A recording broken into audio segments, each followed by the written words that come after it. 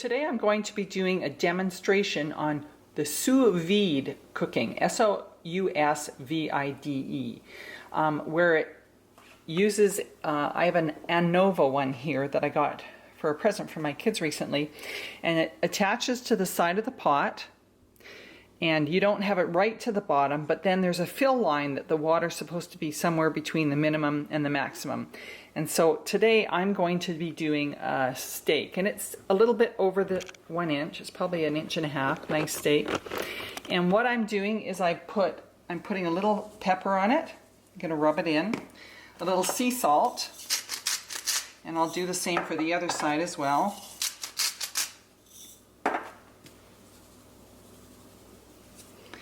Rub it in, and then I'm going to put some rosemary on each side. It's kind of nice with some herbs to bring out the flavor. And then I've got a Ziploc bag, so I'm going to put it in the Ziploc bag and near the bottom. And I'm using a large one. It doesn't matter if it's a zip one or the other kind.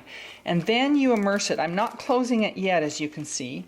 I'm going to immerse it in the water, and you can see as it goes below that it naturally seals up around the steak. You can see how the pressure of the water causes the air to go out. So let me just see if I can get the rest of the air out a little bit. And I'm going to seal this up, and I'm going to clip it to the side of the bag, to the side of the pot, pardon me. But I'm going to turn, oh, I got to plug it in. I'm going to plug my thing in, and it comes on, and I want to have it at the temperature.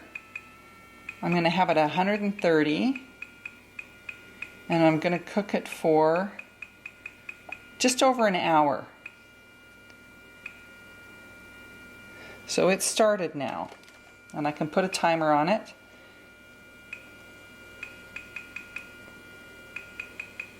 So I've got it set for 1.05 minutes, and it's going to heat up. So that's what's going to happen. It's going to stay like this for an hour, and it's going to cook it at a constant temperature. It's really amazing how delicious it tastes. Okay, the steak is now supposedly finished. I'm going to pull it out. I'm going to turn this off first.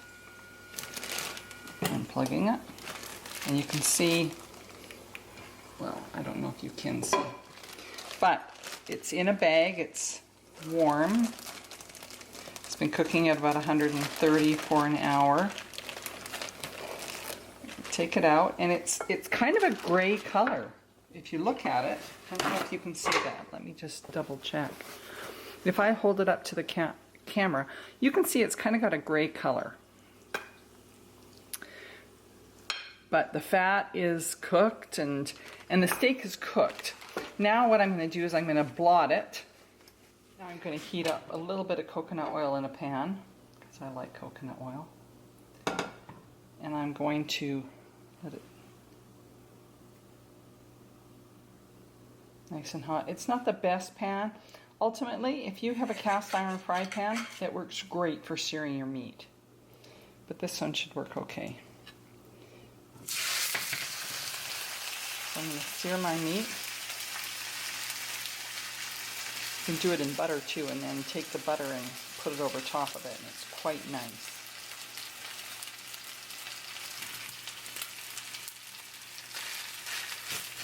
And we'll let that sear for about 2 minutes, 1 minute on each side. You can see what a nice sear I'm getting on it. I just flipped it over.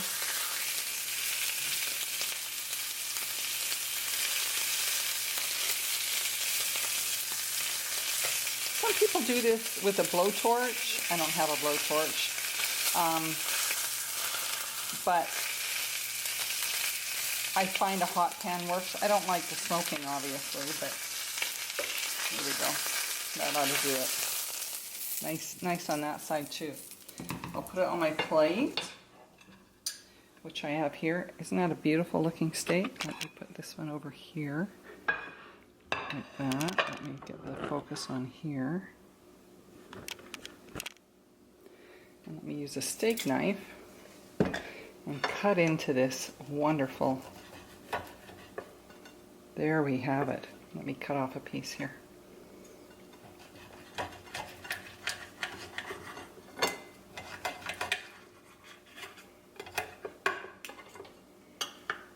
Doesn't that look beautiful?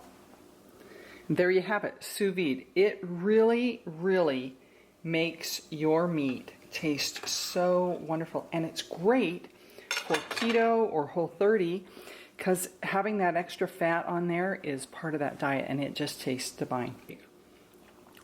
It is so tender. Anyways, bon appetit.